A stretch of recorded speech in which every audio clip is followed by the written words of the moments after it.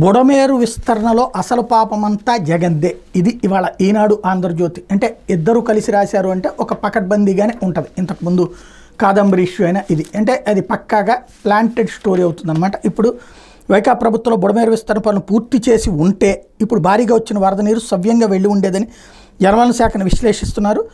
కానీ జగన్ ప్రభుత్వం ఆ పనులను ప్రీ క్లోజర్ ముందస్తు ముగింపు పేరుతో అర్ధాంతరంగా రద్దు చేసింది. దీనిలో కొందరు నేతలు అధికారులు గుత్తేదారులతో కుమ్మక్కై కోట్లు స్వాహా చేశారు. ఇప్పుడు అదే జగన్ మానవ తప్పిదం వల్లే విజయవాడ నగరం మునిగిందంటూ నిందలు మోపుతున్నారు. గత ప్రభుత్వం విస్తరణ పనులు అర్ధాంతరంగా ఆపేయడం వల్లే బుడమేరుకి ఇప్పుడు రికార్డు స్థాయిలో వచ్చిన వరద పొలాలను ముంచెత్తింది. ఇది ఈనాడు రాసుకొచ్చినటువంటి వార్త.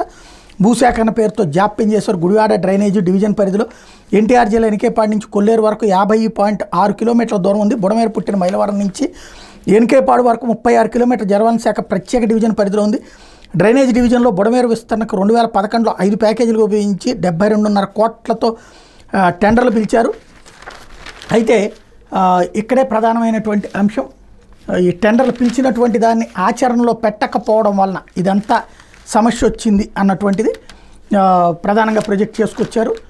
ఇందులో 145 ప్యాకేజీలని రాఘవ కన్స్ట్రక్షన్, 2-3 ప్యాకేజీలని ఆర్ఎస్ఆర్ సంస్థ దక్కించుకున్నాయి. టెండర్లు దక్కించుకున్న సంస్థలు భూసేకరణ చేపడితేనే పనులు చేస్తామంటే జాప్యం చేసే మొదటి ప్యాకేజీ పని విజయవాడ సమీపంలో ఉంది. జాతీయ రహదారి పక్కనే ఉన్న దీనికి భూసేకరణకు 200 కోట్లు అవుతుందని ప్రభుత్వం పట్టించుకోలేదు. తొలుత 29.175 కిలోమీటర్ల వరకు 62 మీటర్ల బెడ్ విడ్త్తో వెడల్పు చేసి కట్టలు పటిష్టపరచాలి. 29.825 కిలోమీటర్ల నుంచి 110 మీటర్ల వెడల్పు తర్వాత 160 మీటర్ల వెడల్పు చేయాలి. ఈ డ్రైన్ 417 క్యూసెక్కులు అంటే 15,000 క్యూసెక్కులు నీటి ప్రవాహం వెళ్లేలా డిజైన్ చేశారు.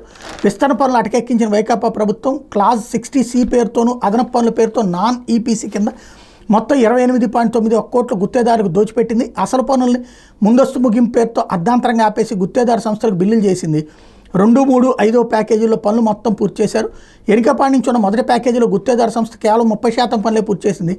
4వ ప్యాకేజీ పనులు 2020లో వైకాపా ప్రభుత్వం అసంపూర్తిగా ముగించింది.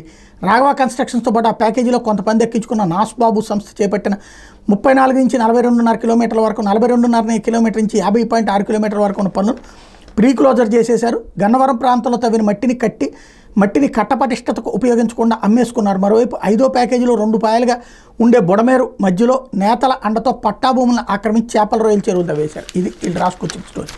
అసలు ఎక్కడన్నా క్లారిటీ ఉందంటే రాసేశారు కాబట్టి, హెడ్డింగ్ అట్లా పెట్టారు కాబట్టి నిజమని నమ్మాలి. అసలు పాయింట్ ఏంది, ఇది 2011వ సంవత్సరంలో 5 ప్యాకేజీలుగా విభజించారు. 2011 అంటే ఎప్పుడు? ఇది రాజశేఖర రెడ్డి చనిపోయాక జరిగింది. ఆ తర్వాత ఎవరున్నారు ప్రభుత్వం? 5 సంవత్సరాలు తెలుగుదేశం ప్రభుత్వమే కదా ఉంది. ఎందుకు పూర్తి చేయలే? ఆ తర్వాత జగన్ ప్రభుత్వము పూర్తి చేయలేదు. Yes, correct. 2011లోది తర్వాత వచ్చినటువంటి తెలుగుదేశం 5 ఏళ్ళు పూర్తి చేయలే. వీళ్ళు పూర్తి చేయలేదు కాబట్టి అన్నటువంటిది రాస్తున్నారు.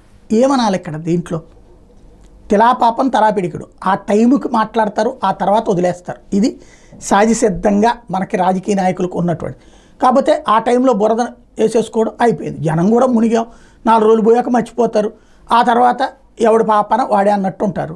కాబట్టి జనం యొక్క తాత్కాలిక భావోద్వేగాలని వినియోగించుకుంటూ దీన్ని డైవర్ట్ చేసుకునేటటువంటి తప్పించి శాశ్వత పరిష్కారం అయితే చేయలేదు. చేశామని ప్రగల్భాలు పలికారు.